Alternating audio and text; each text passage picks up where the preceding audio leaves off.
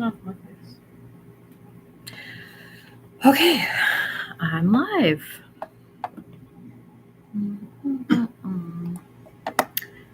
I don't think anybody's here yet, but that's okay. I'm going to put this up as a video afterwards. So even if you don't catch it going live, I'm going to figure out how to put it up as a video so you guys can watch it whenever you need to. So I am Mama Wren, and I am helping to run the Littles, Middles, and Critters Munch in Tampa.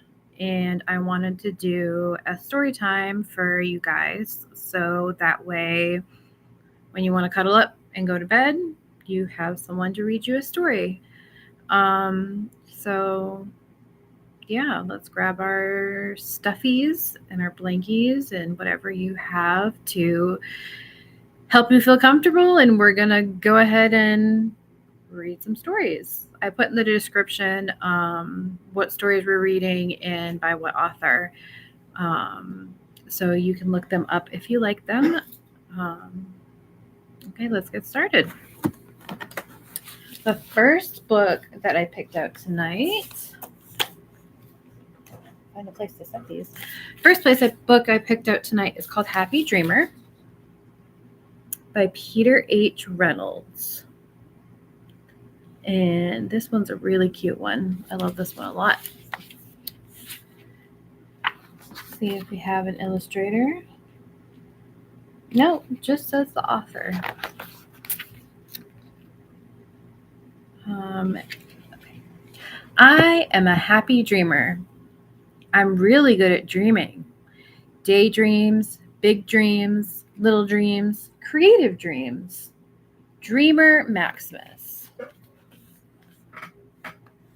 Make sure you guys can see the page. There we go. And then here's our Dreamer Maximus.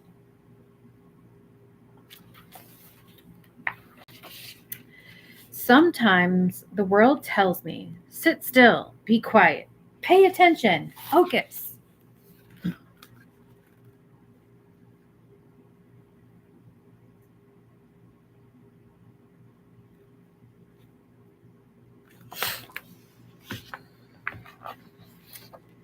But my dreams have a mind of their own.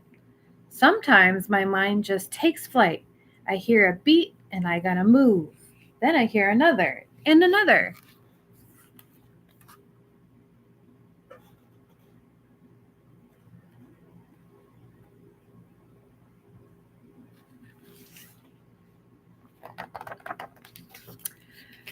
Wish you could hear inside my head. Trumpety, zigzag jazz.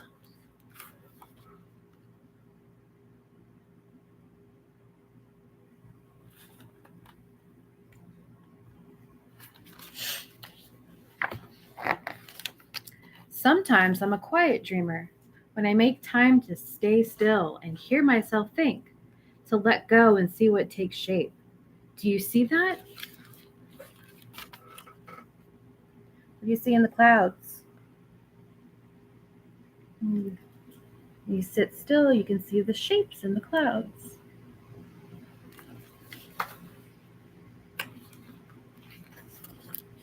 Sometimes I'm a swing high dreamer, way up high, beyond the clouds, so high I can touch the sky.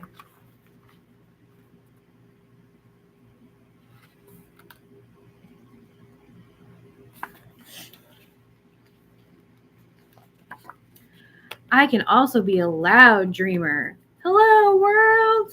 I'm a shout at the top of my lungs dreamer, even if I'm just a loud inside my head dreamer.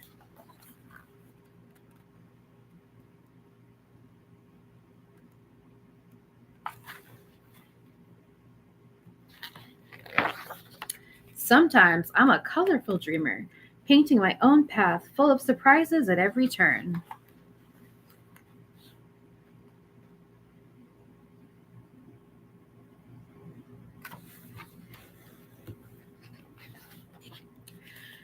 I can dream even when the lights are out.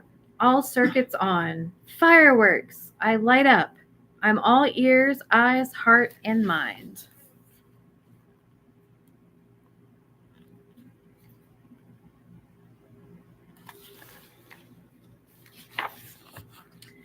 I have so many dreams, it can get messy. Creative chaos. Cleaning up hides my treasures.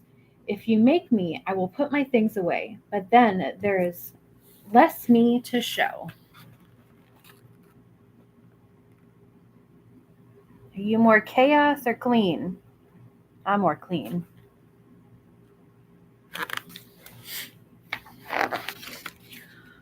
These are the moments I feel alone, boxed in.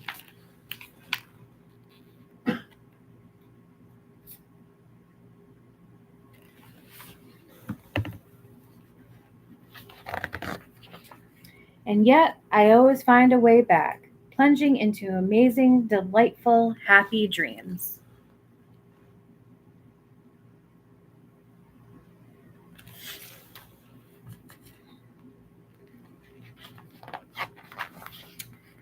I'm really good at being me, a dreamer, surprising, caring, funny, gentle, smart. And when I tumble back to earth, what do you think is going to happen when he tumbles back to earth?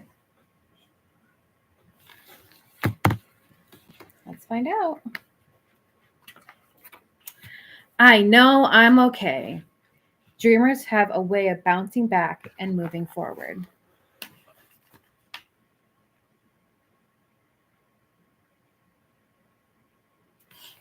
Sorry, I'm trying to find the right place to hold the book. I'm not used to the mirror image. Okay, you ready? This one folds open. There are so many ways to be a happy dreamer. What kind of dreamer are you? What kind of dreamer are you? Let's look at all the ways. Look at all of them. Let me read them out to you. Are you ice cream happy, nap happy, peaceful happy, awe happy, silly happy, catch happy, music happy, sunshine happy, make a difference happy, dance happy, kindness happy, foot stomping happy, winged dreamer, a royal dreamer, a thinking dreamer, a sweet dreamer, a sunny dreamer, a floating dreamer, a love dreamer, a wild dreamer, crazy dreamer, powerful dreamer, civic dreamer, or a secret dreamer. Okay, let's see what's on the other side. No, we did that one. We need to do this one.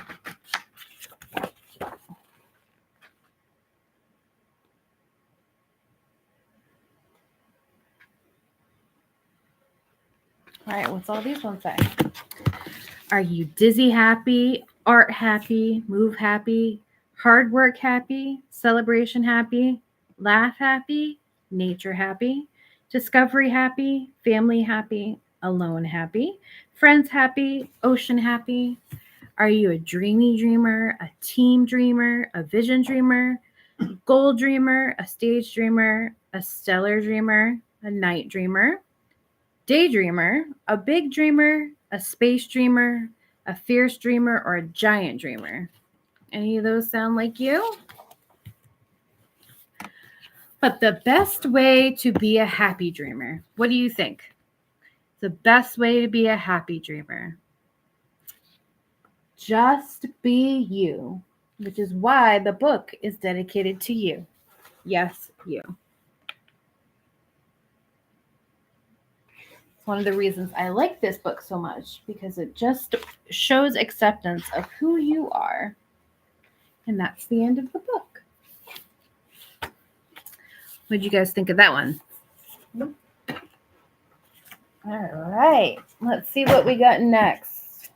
I have a book called Mr. Wrinkles. I don't really remember this book, but I know it's from the dollar store, so if it gets a little crazy, that might be why. Ooh, look at this picture. It's got all kinds of animals on it. Which one's your favorite animal on here? Let me get that better. There we go. I like the giraffe, I think. Yeah. Okay. Mr. Wrinkles was an elephant, and not just any elephant. He was the oldest, wisest elephant in all of Africa. He knew the names of all the other animals for miles around because, let's not forget, an elephant never forgets.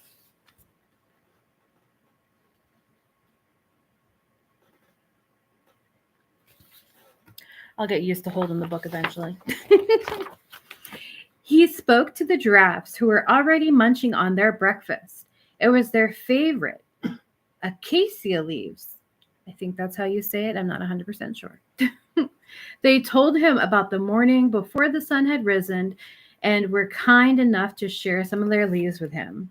Mr. Wrinkles enjoyed having his breakfast at the water hole very much, but could not stay long. He had to walk a long way to see his friend, Mr. Cheetah. There's him talking to the giraffes, and there's his friend, Mr. Cheetah.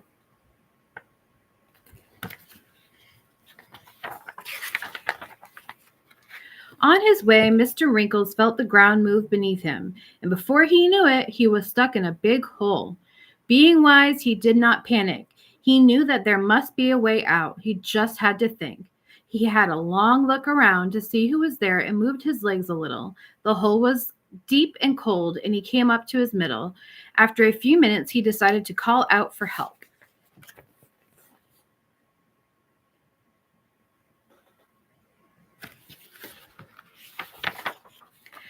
"Help me!" he shouted. "I'm stuck in a hole and I cannot move." He wiggled some more until finally he decided to stop and wait for someone to arrive. Very soon, a tiny head appeared. It was a meerkat named Eddie. "Hello, Mr. Wrinkles. I was just out playing with my brothers and sisters and thought I heard something. Do you need a hand?" "I do, my friend. Could you help me get out of this hole, please?"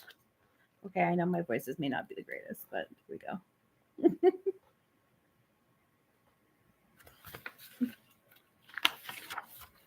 Just then, another tiny head appeared, and then another, and another, until he was completely surrounded by meerkats. Mr. Wrinkles knew all their names, but could not say hello to everyone. It took it would take far too long. "Hello, everyone," he said.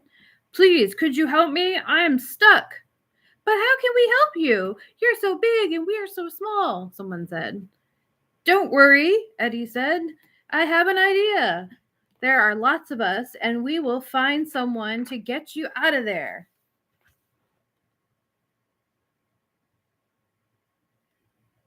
A little meerkat saw popping up around him.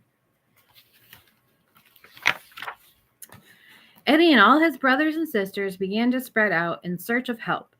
It was not long until they found 3 giraffes named Spot, Speckle, and Freckle, who were more than happy to help an old friend. The giraffes, with their long necks, each pulled a branch down from a nearby tree and told Mr. Wrinkles to hold on tight. He wrapped his trunk around the long branches, and with a heave and a roar, he pulled as hard as he could, but he moved just a little. They stopped to rest because it was a very hot day. There's the meerkats meeting up with the giraffes. And then here's them trying to get him out of the hole. Poor little guys. It was a hot day.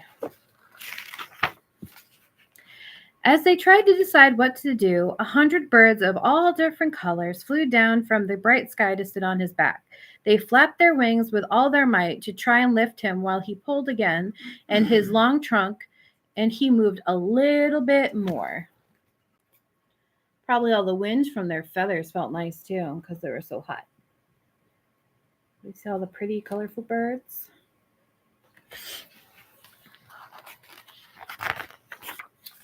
A few hours later, as Mr. Wrinkles was thinking he would never get out, a big wildebeest called Clive with long pointy horns found the group.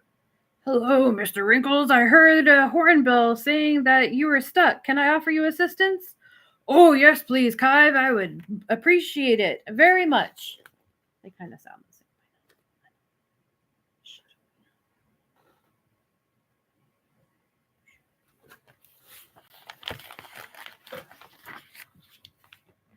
Clive stood behind Mr. Wrinkles, and together they flapped and pulled and cheered and pushed until, with a shout and a roar, Mr. Wrinkles climbed out of the hole. And they all helped him out.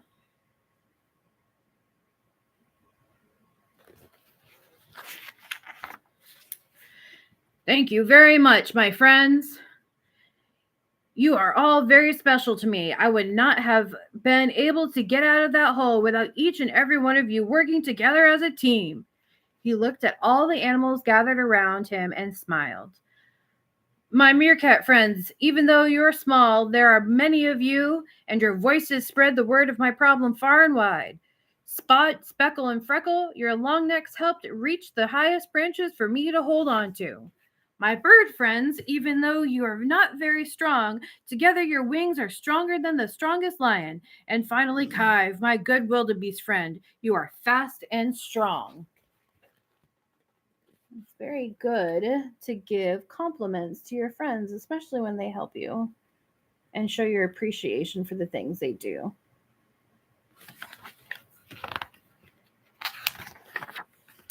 Thank you, everyone, for being such good friends. Even though all of you are different, you are all very special indeed. This day is a day I will never forget.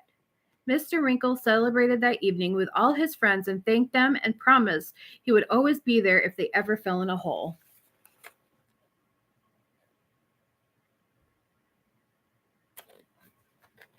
And that, I think, is the end.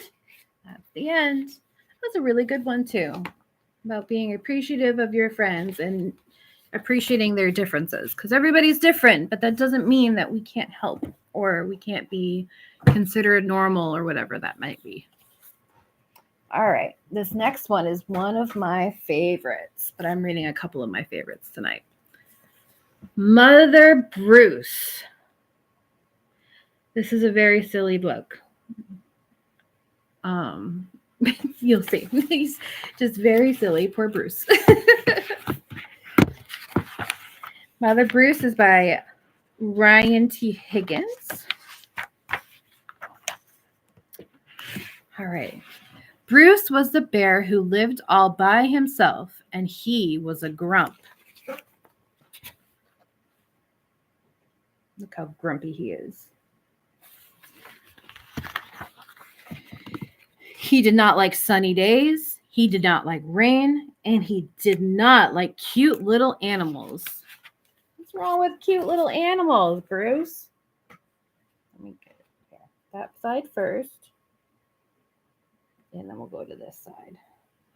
See, cute little bunny? What's wrong with the bunny? Bruce only liked one thing, eggs. He collected them from all over the forest. Good morning, Mrs. Sparrow. That side. And we'll read the other side in just a second. But Bruce didn't eat eggs raw like other bears. Instead, he cooked them into fancy recipes that he found on the internet. Very tech-savvy bear.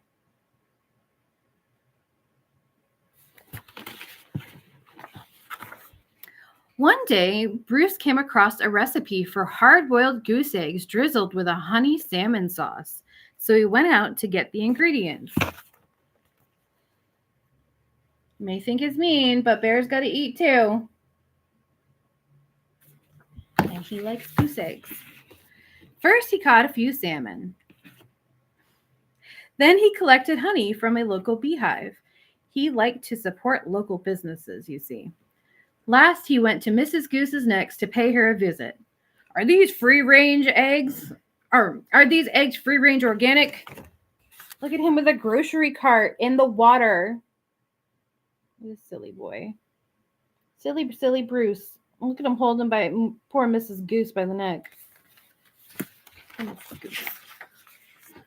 At home, Bruce prepared the eggs for hard boiling.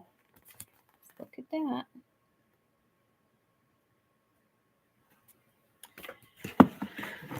But the fire in his stove fizzled, so he went out to get more wood. When Bruce came back, he was met with an unwelcome surprise. What do you think the surprise might be?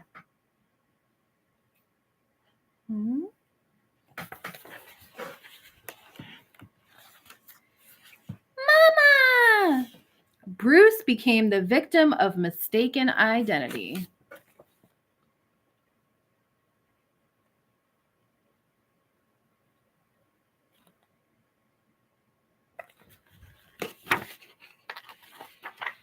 Bruce wanted hard-boiled eggs, not gooselings. Goslings. He supposed he could settle for buttered goslings on toast, but for some reason he lost his appetite. Good, the poor little babies. Look how cute they are. They're so cute.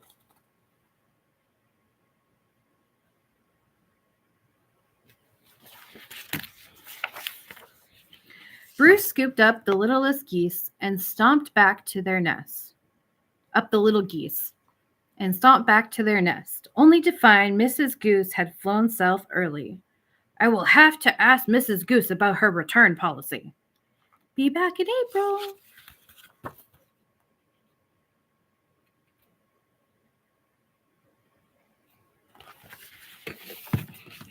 Bruce left the goslings there anyway and went back home.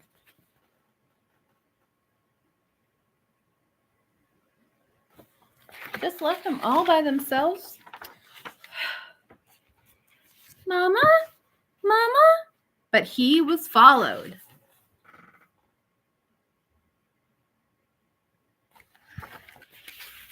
Bruce was very stern and said things like, "Go away," and "I'm not your mother."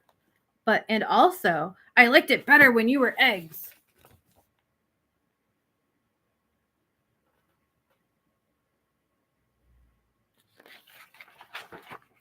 Roar!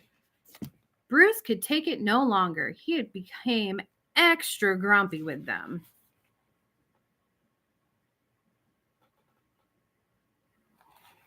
Oh, and look at them. The sad little babies.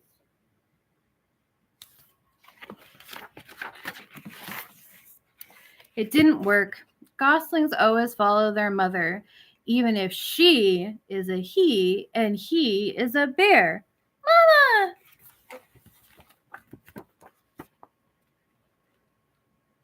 Oh. Is him following him? Can't go anywhere by himself. Bruce was stuck with them.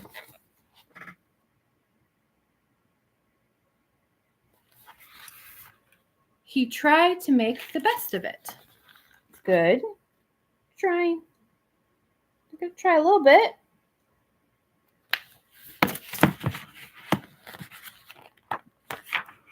It was hard work. Bleh, ew, yuck.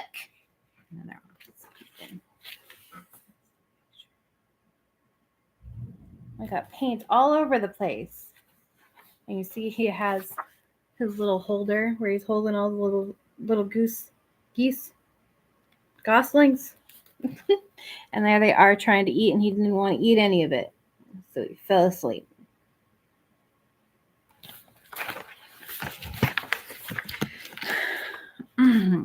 As the seasons passed, Bruce watched the pesky goslings grow older. See here, they're annoying baby geese. And then we got stubborn teenage geese and boring adult geese.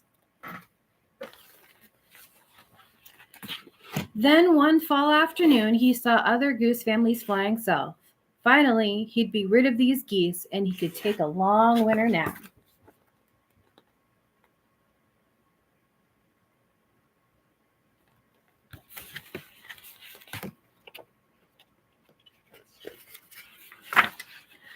Bruce explained migration, but they didn't listen. Trying to teach them to fly. But they put on sweaters and hats so they can stay warm with him.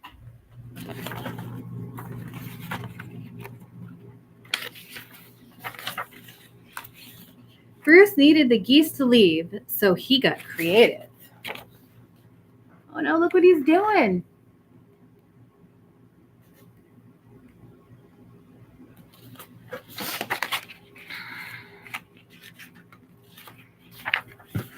Nothing worked. These geese would not leave Bruce.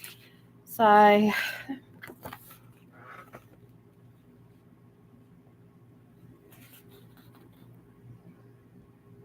They just love their mama too much.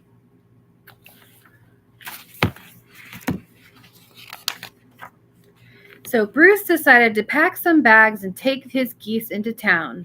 They boarded a bus. Where do you think they're going to go? You see them sitting at the bus stop? Where are they going?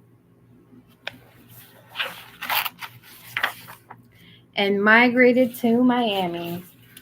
Now, every winter, Bruce and his geese head south together. They laze about at the beach in tacky t-shirts, sipping ice-cold lemonade, while Bruce dreams of new recipes that don't hatch.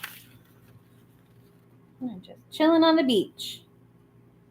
You see their silly outfits, their silly shirts. Oh, there's one goose suntanning.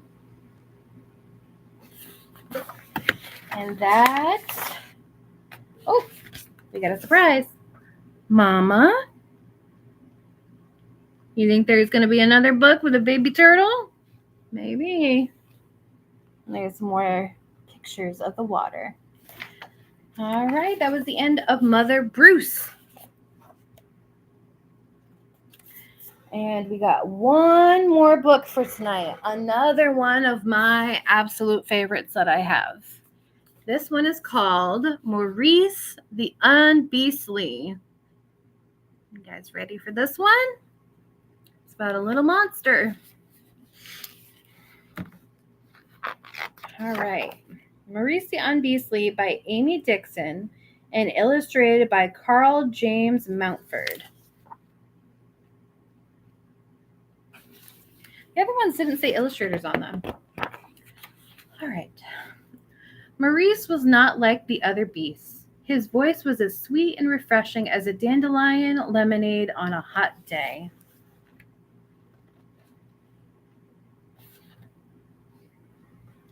Again, trying to figure out this picture. All right, there we go. He preferred his snacks green and organic, and he was ridiculously photogenic.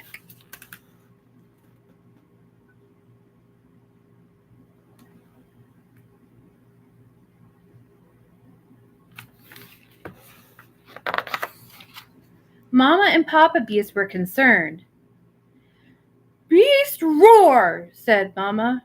"And destroyed," bellowed Papa.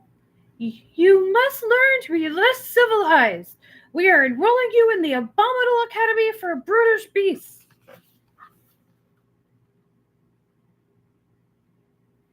He doesn't look like he wants to go, huh?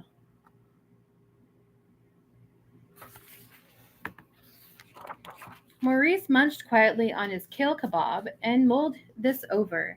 He was a beast. He was supposed to be fierce and ugly and gruff. He didn't want to be a gargantuan failure.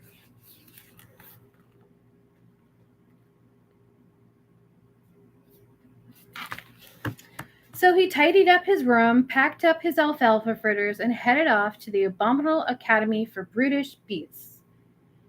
"Hear us roar, hit the floor, we're the mighty carnivore." That's what the sign says.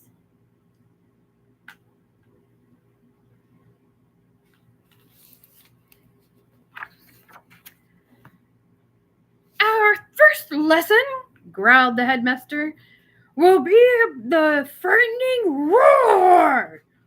The beast responded in a chorus of terrifying shouts, except for Maurice, whose voice rose high above the rest in a perfect A. I cannot sing that well, otherwise I would attempt it for you. A note went home to Mama and Papa. "Maurice's roar is dreadfully melodious and delightful to hear." Sounds like a compliment to us. But when he's trying to be scary and roar, might not be so much a compliment for that school.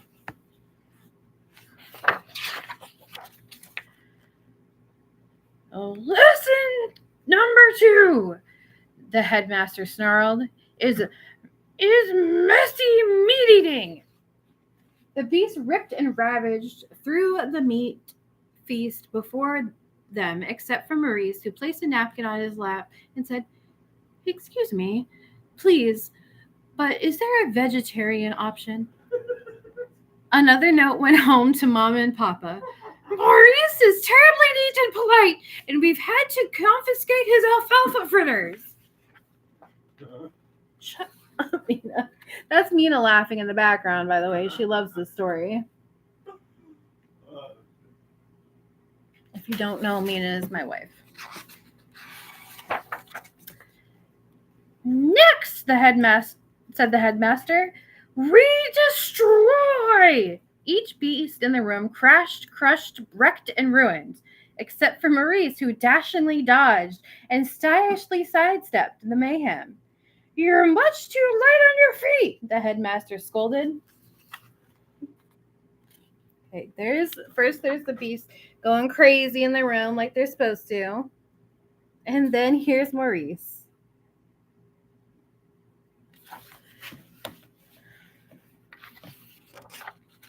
Just when Maurice thought it couldn't get any worse, picture day arrived. One by one, the beasts thundered through the line, their hideousness shattering camera lenses.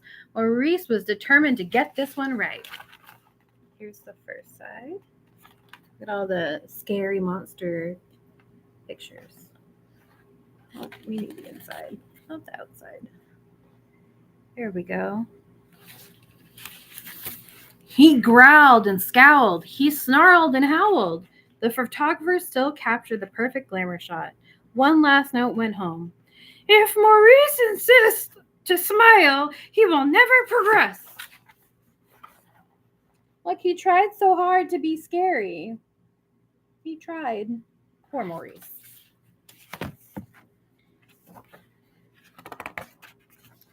Maurice was beginning to feel as if the abominable academy for brutish beasts was a gargantuan mistake. Just then, a ruckus erupted in the classroom. An unidentified creature had infiltrated the academy. What kind of unidentified creature do you see here? That's not a beast.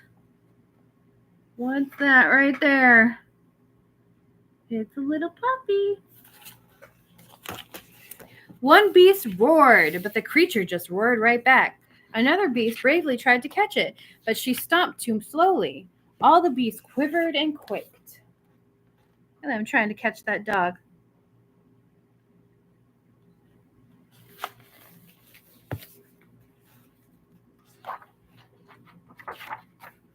Except for Maurice, who sashayed to the left and flashed his winning style. "Here, creature, he sang. The creature stopped and looked with big eyes at Maurice. Maurice pulled a hidden alfalfa fritter from his pocket and held it out. The other beasts watched in amazement as the creature bounded over to Maurice and curled in his lap. There's Maurice being nice to the puppy. And then we have all the other monsters who are like, "What?"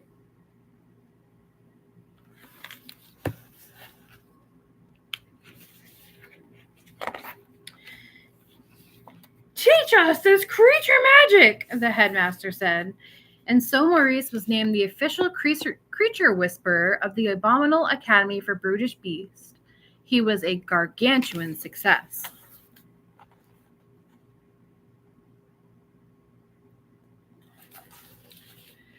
His paper, Coaxing Creatures 101, using the beast's softer side, won its first prize in the school essay contest. He led a campaign to add kale to the lunch menu. Raise your tail for kale, kale on the menu. And he started the Academy's first a cappella group, the Barbaritones. Sorry, my brain had to wrap around that word. Maurice was definitely not like the other beasts. There's his essay and his campaign for kale and the singing group.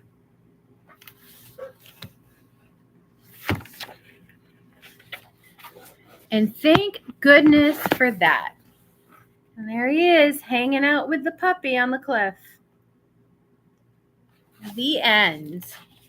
All right, that was our last book for the night.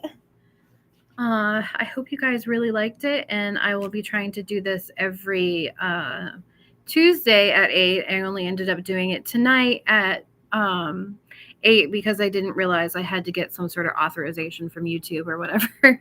But now that's all taken care of, and I should be doing every Tuesday reading stories. I got to get my library card back in order so that way I can start getting books from the library because I only have a few here at home.